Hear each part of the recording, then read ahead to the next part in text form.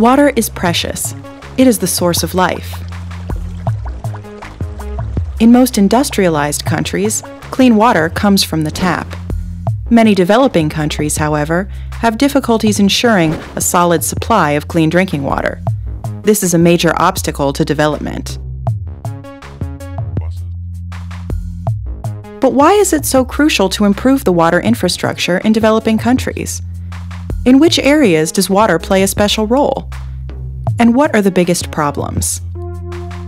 The United Nations Development Programme states, "Clean water can make or break human development."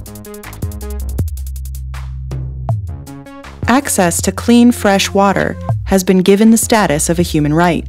Nevertheless, the water sector still has a relatively low political priority. Few developing countries have efficient water resource management. Since 1997, the annual share of the global financial development aid spent for the water sector has fallen from 8 to 5%. Especially in developing countries, water plays an important role in many different areas. To name the most important: nutrition, health, conflicts, and natural disasters.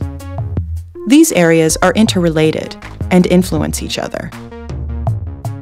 First, the availability of water is important for the agricultural sector, which provides the population with food and produces agricultural exports. Especially countries with little or very irregular rainfall often rely heavily on irrigation systems. Irrigated agriculture counts for 70% of total global water consumption. Excessive irrigation can cause considerable damage.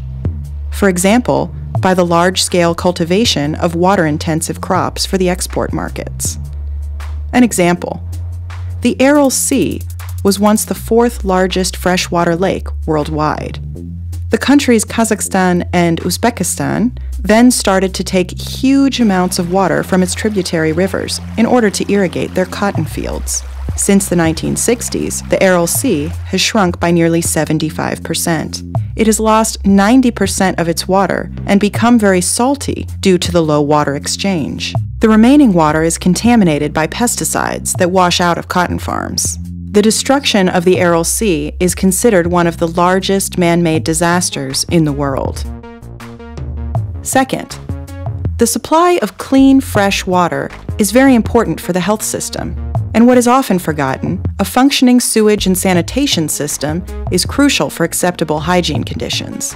In the last few years, progress has been made in this area. In the year 2000, one of the United Nations Millennium Development Goals was reached. The number of people without access to safe drinking water was reduced by 50%. But still, 900 million people do not have access to safe drinking water. And in other areas too, reality is still bad. 2.5 billion people have no access to sanitation. The World Health Organization estimates that 80% of diseases in developing countries can be traced back to inadequate water supply and sanitation.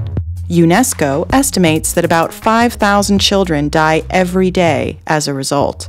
Overall, about 3.5 million people die every year due to lack of clean drinking water. Third, in regions where water is a scarce resource, it can lead to conflicts. Struggles over water resources can arise between villages and regions, between landowners and peasants, or even between different states. An example is the conflict over the use of the Nile, one of the largest rivers in the world.